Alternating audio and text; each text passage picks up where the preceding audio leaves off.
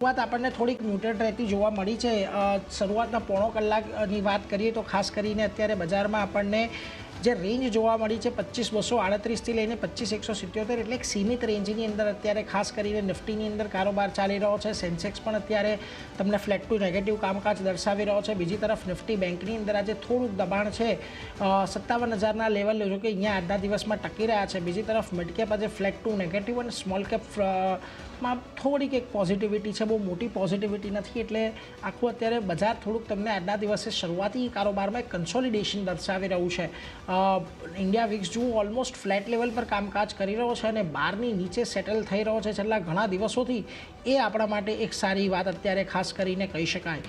બીજી તરફ તમે આજનો એડવાન્સ ડિક્લાઇન રેશિયો જોશો તો એક બ્રોડ માર્કેટની અંદર તમને આજે એક સારી એવી મુવમેન્ટ આવતી દેખાઈ રહી છે. 1553 શેર વધી રહ્યા છે, સામે 940 શેરની અંદર ઓલમોસ્ટ અત્યારે ઘટાડો આવ્યો છે. એટલે એના પર એક ખાસ ફોકસ તમે અહીંયાથી રાખજો. પરંતુ વાત કરીએ આજના વાયદા બજારના સેટઅપની, તો જુઓ આજે તમને વાયદા બજારના સેટઅપની અંદર પણ જે બુલિશનેસ છે એ જ થોડીક જોવા મળી રહી છે. 70 જેટલા સ્ટોક અત્યારે વધી રહ્યા છે. 35ની અંદર શોર્ટ કવરિંગ છે, 86માં શોર્ટ બિલ્ટઅપ, 31માં લોંગ અનવાઇન્ડિંગ.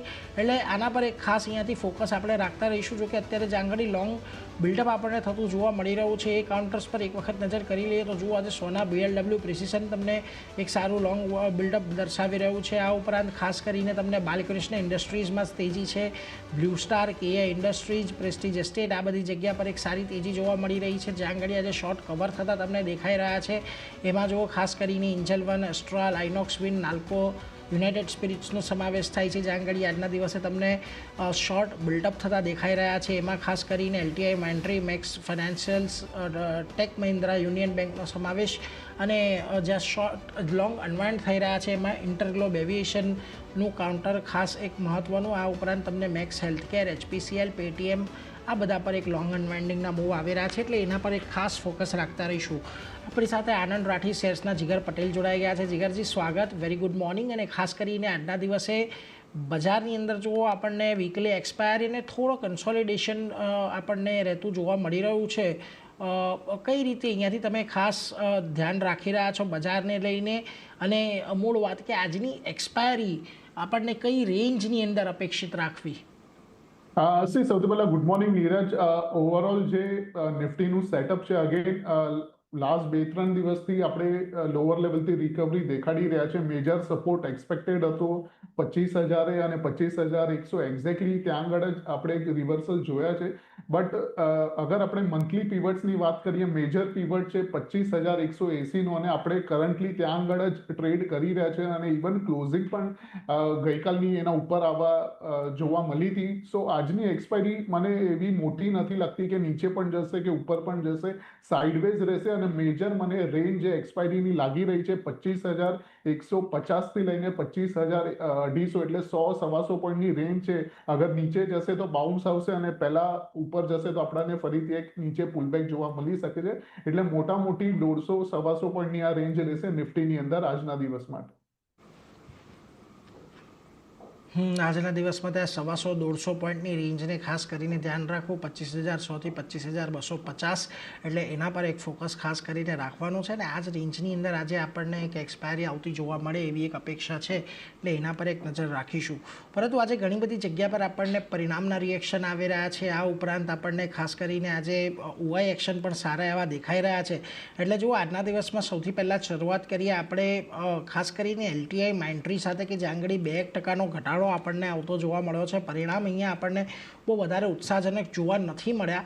પરંતુ સ્ટોકના કારોબાર પર નજર કરીએ તો અહીંયા જીગરજી છેલ્લા ઘણા દિવસથી એક રેન્જની અંદર કારોબાર ચાલી રહ્યો છે. જો 2 દિવસ અહીંયા સારી તેજી આવી, જ્યારે 50 દિવસની મૂવિંગ એવરેજની નીચે આ સ્ટોક ગયો હતો, પરંતુ આજે ફરી પાછો એક ઘટાડાનું કામકાજ દર્શાવી રહ્યો છે. શું ધ્યાન રાખવું અહીંયાથી LTI, માઇન્ટ્રીને લઈને?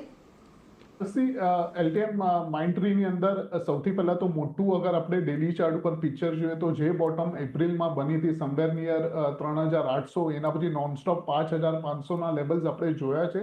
બટ કરન્ટલી એક હેડ એન્ડ શોલ્ડરની પેટર્ન ટોપ ઉપર બનતી દેખાય છે અને એની નેકલાઇન બ્રેક થઈ છે 5350 અપ્રોક્સિમેટલી, અને આજે જે રિવર્સલ દેખાડી રહ્યું છે exactly somewhere near the neckline દેખાડી રહ્યું છે, એટલે નીચે હજી આપણને જોવા મળી શકે છે કાઉન્ટર. એટલે આને અગર બાઉન્સ આવે છે પાછો 5300 સુધી તો સેલ કરવાની આમાં એડવાઇસ રહેશે. સ્ટોપ લોસ જે રહેશે 5400 ની ઉપર રહેશે, અને ટાર્ગેટ સૌથી પહેલા છે 5000 નો, એના પછી છે 4900 નો. વેચવાલી કરવાની સલાહ, 5400નો સ્ટોપ લોસ અને 5000ના ટાર્ગેટ માટે અહીંયાથી તમે ખાસ કરીને આ વેચવાલી કરીને આગળ વધી શકો છો. એટલે LTI માઇન્ટ્રી પર એક આ મત બનતો દેખાઈ રહ્યો છે, એટલે એના પર એક નજર રાખીશું. પરંતુ આ સિવાય આજના દિવસે જુઓ ટેક મહિન્દ્રામાં પણ એક આપણને એક્શન આવતી જોવા મળી રહી છે. એટલા માટે મહત્ત્વની છે આ એક્શન કે જુઓ 2 દિવસને એક સારી તેજી આપણને જોવા મળી નીચલા સ્તરેથી, પરંતુ આજે ફરી પાછો સ્ટોક ઘટીને 200 દિવસની મૂવિંગ એવરેજની નીચે આવી ગયો છે, અને ઓલમોસ્ટ આજે લેવલ છે 1585ની આજુબાજુના છે 200 દિવસની મૂવિંગ એવરેજના. લાગે છે એની નીચે બંધ આવે તો કદાચ આપણને આ વેચવાલી વધારે વધતી જોવા મળે ટેક મહિન્દ્રાની અંદર. જીગરજી, ટેક મહિન્દ્રાની અંદર પણ સિમિલર સોર્ટ ઓફ સ્ટ્રક્ચર બન્યું છે. નીચેથી નોનસ્ટોપ ચાલ્યો છે અરાઉન્ડ 1200ના લેવલથી લઈને 1730. લેફ્ટ શોલ્ડર ને હેડ બની ગયું છે, રાઈટ શોલ્ડર બનવાનું બાકી છે.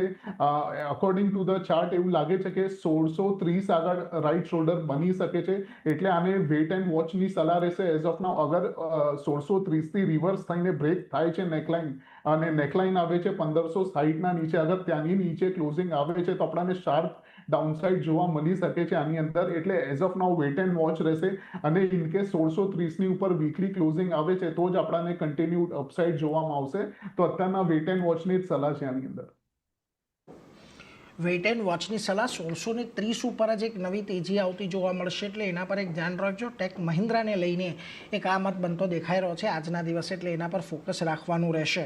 પરંતુ અન્ય સ્ટોક પર નજર કરીએ તો આજના દિવસે જો સોના BLW એટલે કે સોના કોમ્સની અંદર એક સારી તેજી જોવા મળી રહી છે. ખાસ કરીને સ્ટોક આજે લગભગ 2.5% જેટલો વધતો જોવા મળ્યો છે. વોલ્યુમની અંદર પણ એક સારો એવો વધારો અહીંયા વાયદા બજારની અંદર પણ આપણે જોઈ રહ્યા છીએ. અહીંયા શું મત બની રહ્યો છે સોના કોમ્સને લઈને? કારણ કે જુઓ છેલ્લા ઘણા દિવસથી આ સ્ટોક તમને 440ની આજુબાજુ સપોર્ટ લેતો દેખાયો, તો આજે થોડી ખરીદદારી અને સાથે વોલ્યુમ પણ આવ્યા છે. લાગે છે અહીંયાથી રિવર્સલ માટે થોડોક પ્લે કરી શકાય આને. સોના BLW માં clear cut as of now based on daily chart buy છે, બીકોઝ જે રીતે પહેલા એક ઉછાળો આવ્યો હતો એપ્રિલના મંથથી લઈને મે સુધી, સો એક્ઝેક્ટલી 61.8નું જે રિટ્રેસમેન્ટ હોય ત્યાં આગળ જ બેઝ બનતું દેખાય છે. અને સાથે સાથે RSIમાં રિવર્સ બુલિશ ડાયવર્જન્સ પણ દેખાડી રહ્યું છે, અને પીવટના પણ સપોર્ટ છે, એટલે બાય કરવાની સલાહ છે. સ્ટોપ લોસ 445ના નીચે રહેશે. પહેલો ટાર્ગેટ છે 505નો, બીજો છે 525નો. 505 525ના લક્ષ્યાંક માટે ખાસ કરીને સોના BLW પ્રિસિઝન પણ એક આજના દિવસે ખરીદદારીનો કેન્ડિડેટ બની રહ્યો છે. ધ્યાન રાખજો 445નો સ્ટોપ લોસ અહીંયા તમારે ખાસ મહત્વનો છે, જેના પર નજર રાખવાની છે. પરંતુ એ સાથે જ અત્યારે સમય થઈ રહ્યો